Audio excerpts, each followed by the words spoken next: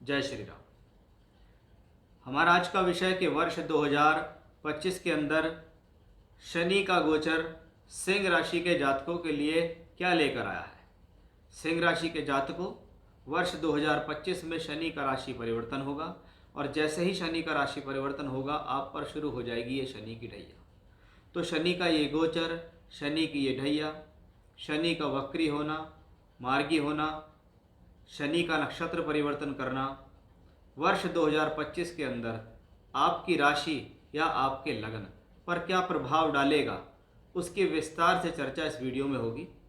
यदि आप राशि के अनुसार देख रहे हैं तो ये चंद्र राशि पर आधारित है, और यदि आप लगन के अनुसार देख रहे हैं तो यह आप पर तब अधिक प्रभावशाली होगा जब आपको शनि से संबंधित दशा, अंतर या प्रत्यंतर दशा चल रही होगी। जैसे कि आपकी कुंडली अगर सिंह लगन की है, अगर आपको शनि की महादशा, अंतर या प्रत्यंतर है तो ये शनि का गोचर ज़्यादा आप पर कारगर साबित होगा। अदरवाइज आप इसे राशि के हिसाब से देखें। इस वीडियो के अंदर जो हम कवर करने वाले हैं वो ये सभी टॉपिक्स हैं जिनको हम कवर करेंगे, जिसके बारे में मैंने आपको अभी बताया भी है कि हम इसमें सभी जो 2025 के अंदर शनि की जो घटनाएं हैं, शनि का जो मूवमेंट है, वक्री होना, मार्गी होना, परिवर्तन करना, नक्षत्र परिवर्तन करना, उन सब के बारे में विस्तार से इस वीडियो में चर्चा हो। आइए वीडियो को आगे बढ़ाते हैं, विषय के ऊपर आते हैं कि जब वर्ष 2025 की शुरुआत होती है तो सबसे पहले हमें देखना है कि हमारी राशि है सिंह और राशि से सप्तम भाव में शनि बैठे हुए हैं। कब तक?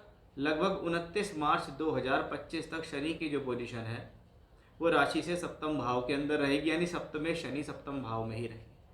अगर देखा जाए तो इस दौरान शनि का जो यहाँ प्लेसमेंट है वो कोई ख़राब स्थितियों में नहीं है, क्योंकि ग्रह यहाँ अपनी ही राशि में है और ग्रह राशि परिवर्तन की तरफ अग्रसर हो रहा है। यानी इस दौरान हम ये भी कह सकते हैं कि ग्रह अब राशि बदलेगा, राशि बदलते बदलते वो ग्रह अपनी अंतिम डिग्रियों पर आएगा। तो ऐसा डिग्री प्लेनेट अधिकतर एक न्यूट्रल तरीके से काम करता है, क्योंकि वो परिवर्तन करने वाला है और वो अंतिम डिग्रियों के आसपास पहुंच जाएगा। यानी ऐसी स्थिति में हम शनि से कुछ खास उम्मीद नहीं रख सकते, खास तौर पे वर्ष 2025 के शुरुआती 3 महीने के अंदर। अब 29 मार्च 2025 के अंदर शनि का राशि परिवर्तन होना है। अब शनि आपकी राशि से निकलकर, राशि से अगर हम देखें तो ये आपकी सिंह राशि है और राशि से 8वें घर के अंदर शनि का ट्रांजिट आ जाएगा। सिंह राशि जिसको हम सूर्य की राशि कहते हैं, ग्रहों का राजा है सूर्य, और ये स्थिर राशि है, यानी आपके स्वभाव में स्थिरता है, गंभीरता है और धैर्य है। यानी अगर आपके जीवन में शनि की ढैया आती है तो हम उसको ये कहेंगे कि हाँ, आप इस ढैया से लड़ने की क्षमता या ढैया से लड़ने की धैर्य आपके भीतर है। यहाँ हम इसको 2 तरीके से देखेंगे कि शास्त्रीय ज्योतिष क्या कहता है, व्यवहारिक ज्योतिष क्या कहता है। शास्त्रीय ज्योतिष के अनुसार चंद्रमा से 8वें घर के अंदर गया हुआ शनि जीवन के अंदर दुख, परेशानी और कष्ट देता है। यानी इसका सीधा मतलब आपकी शनि की ढैया से भी है कि चंद्रमा से 8वें घर में अगर शनि आता है तो शनि हमारे कर्मों का कारक है।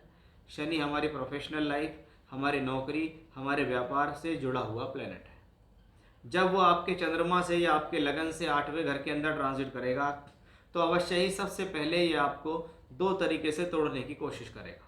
पहला तरीका होगा ये आपको मानसिक रूप से तोड़ेगा, दूसरा तरीका ये आपकी प्रोफेशनल लाइफ में स्ट्रगल को पैदा करेगा या व्यवधान को पैदा करेगा।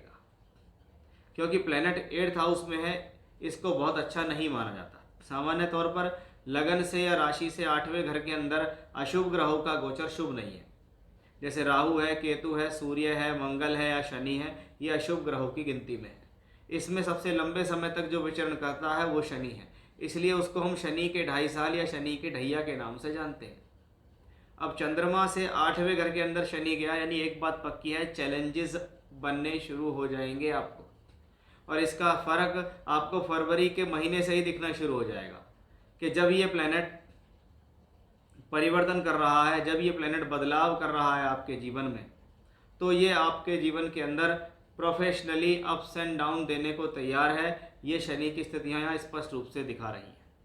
यानी हम कहेंगे कि भाई राशि से 8वें घर के अंदर शनि का पोजीशन, सबसे पहली बात है आप अपनी कमर कस लीजिए, क्योंकि अब ये प्लेनेट आपसे पहले के मुकाबले ज़्यादा मेहनत कराएगा।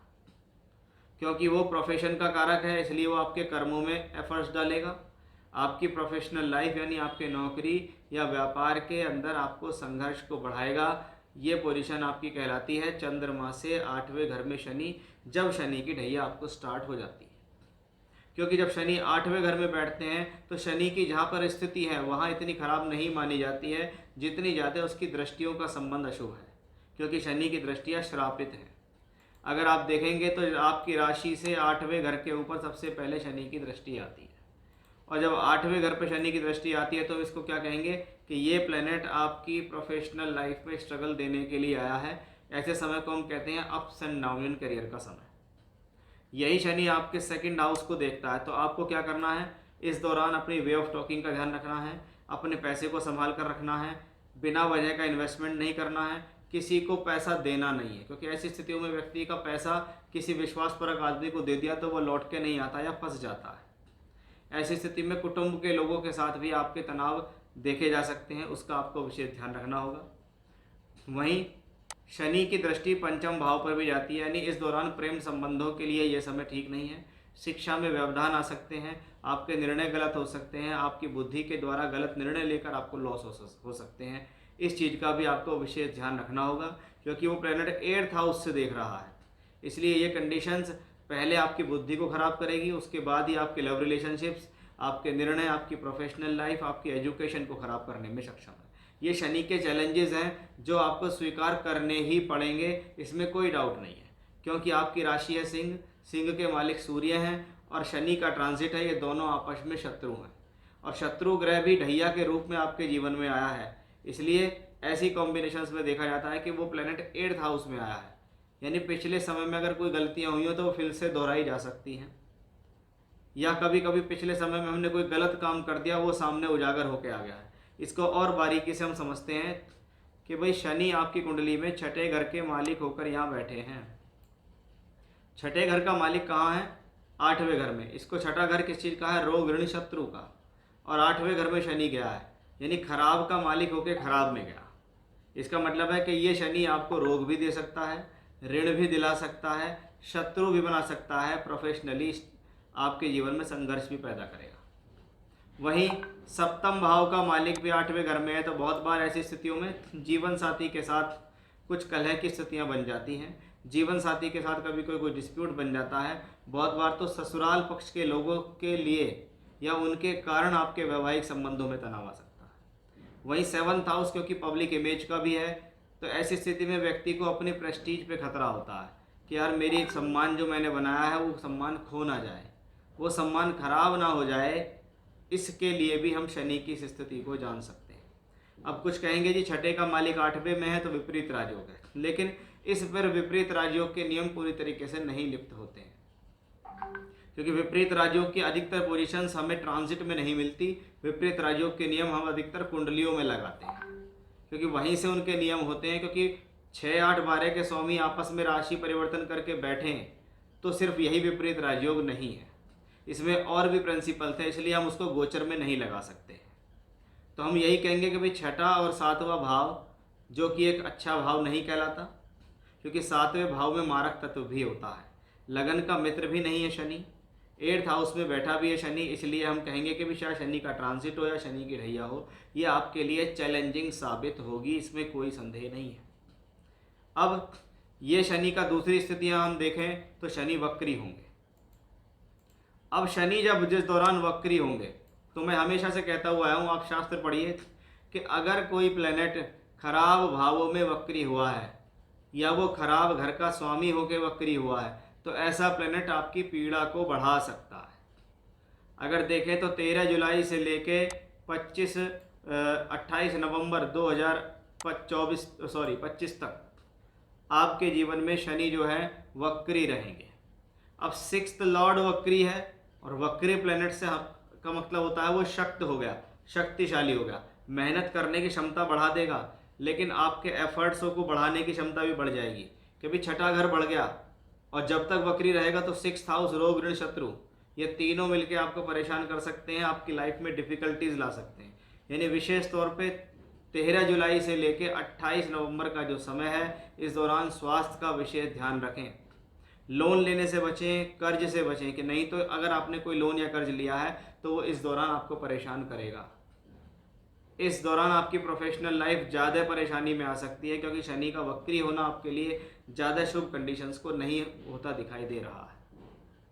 तो इससे आपको सावधान रहने की बहुत ज़्यादा ज़रूरत है। ये वक्री होना आपके लिए बहुत अच्छा नहीं है।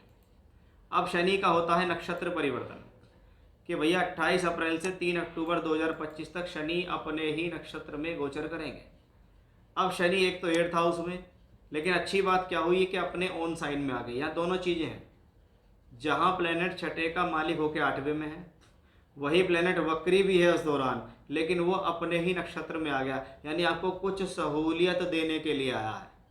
लेकिन ये प्लेनेट आपको बस थोड़ा बहुत ही हेल्प कर सकता है, क्योंकि अपने नक्षत्र या अपने भाव में बैठना या अपने भाव को देखना, उस भाव को तो स्ट्रॉन्ग बना के रखता है, लेकिन ज़्यादा हेल्प आपकी नहीं कर पाएगा, क्योंकि एक तो अच्छे भाव में नहीं है और अच्छी जगह का मालिक नहीं है। अब शनि बैठे हैं 8th हाउस में, और 8वां घर हमारे जीवन में समाधि का भाव भी है, और यहाँ पर शनि जल तत्व राशि में। तो वो सभी लोग जो योगा में, प्राणायाम में, आध्यात्म में, किसी प्रकार के रिसर्च में हिस्सा ले रहे हैं, उनके लिए यहाँ कुछ स्थितियाँ बेटर हैं कि आप इस दौरान कुछ नया और बेहतर खोजने में सक्षम रहेंगे। इसको हम ये कह सकते हैं। अब शनि का ये नक्षत्र परिवर्तन कुछ पॉजिटिव एस्पेक्ट आपको देगा। इसको ये समझिए कि आप परेशान हैं और परेशानी में कुछ आपको हेल्प मिल गई, कुछ आपके लिए अच्छा हो गया, या कुछ समय के लिए आपके लिए कुछ अच्छी स्थिति बन गई कि भाई मैं एक तरफ से परेशान हूँ, लेकिन मेरी प्रॉब्लम्स धीरे धीरे करके किसी ना किसी साधन से सॉल्व हो ही जाती हैं। अब शनि का एक और नक्षत्र परिवर्तन होगा, वो होगा कि शनि बृहस्पति के नक्षत्र में आएंगे 3 अक्टूबर 25 से दिसंबर 2025 तक।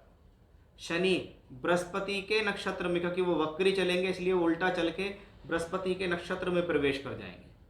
और वो बृहस्पति आपके लिए कौन है? पंचमेश है, यानी ये समय शिक्षा विद्या बुद्धि के लिए कहीं ना कहीं ठीक है। वो बृहस्पति इस दौरान 11th हाउस में ट्रांजिट कर रहे होंगे, इसलिए ये स्थिति आपके जीवन में संतान के जन्म से संबंधित शुरुआत दे सकती है, यानी इस दौरान कंसीव होने के चांसेस बढ़ेंगे। एजुकेशनली ये समय सही रहेगा, आपके द्वारा जो किए गए प्रयास हैं उसमें भी सफलता मिलने की स्थितियाँ आपको इस दौरान बनती दिखाई देंगी। अब ऐसी स्थिति में अगर देखें भैया देखो शनि की ढैया तो हमें चली रही है और शनि का ट्रांजिट भी हमारे लिए इतना बहुत बेहतर नहीं है, तो मैं ऐसी स्थितियों में अगर उपाय की बात करते हैं तो सबसे पहला उपाय अधिकतर जो देखा जाता है कि भाई आप सबसे पहले अपनी राशि या लगन का जो लॉर्ड है उसको बलि करो, कि परेशानी अगर है उसको झेलने की क्षमता बढ़ाओ। तो क्या है? रोजाना सूर्य देव की आराधना करना, जैसे सूर्य का गायत्री मंत्र, सूर्य गायत्री मंत्र को जप सकते हैं। सूर्य देव को आप जल दीजिए, तांबे के लोटे में थोड़ा रोली और गुड़ डालकर रोजाना सूर्य देव को जल दीजिए। ऐसी स्थिति में शनिवार के दिन शनि का दान करना, जैसे काली दाल, काली वस्तु, काला कपड़ा, लोहे की चीज़, ये सब चीज़ें गरीब लोगों को देना, ज़रूरतमंद लोगों को दान देना, पैसा दान नहीं देना है, ये ध्यान रखिएगा। तो आपको ये चीज़ें हर शनिवार को अगर आप दान देते हैं तो आपके लिए अच्छा है। प्रत्येक शनिवार की शाम को या रोजाना शाम को सूर्यास्त के बाद शनि के बीज मंत्र ओम शम शनश्चराय नमः, इसको करने से भी आपको काफ़ी रिलीफ मिलेगा। अगर ऐसी स्थिति में आप भगवान कृष्ण से संबंधित किसी प्रकार के कोई मंत्रों का भी जाप करते हैं तो भी एक पोजीशन आपके लिए बेनिफिशियल है, क्योंकि दशा गोचर लंबा है, गोचर प्रॉब्लमेटिक है और ढैया भी है। इसलिए सीधी बात है, जब तक दान नहीं करेंगे, जब तक रेमेडी नहीं करेंगे, तब तक रिलीफ मिलेगा भी नहीं आपको। इस बात का आपको ध्यान रखना होगा। तो ये था हमारा आज का विषय कि भैया सिंह राशि के जातकों, आपकी राशि से 8वें घर में शनि आ रहे हैं, शनि की ढैया स्टार्ट हो रही है। ये समय आपके जीवन में क्या आपको दे सकता है, वर्ष 2025 का पूरा लेखा जोखा शनि के बारे में मैंने आपको इस वीडियो में दिया है। फिर से इसी प्रकार की जानकारी लेकर आपके सामने हाजिर होंगे, तब तक के लिए बने रहिएगा हमारे साथ। जय श्री राम।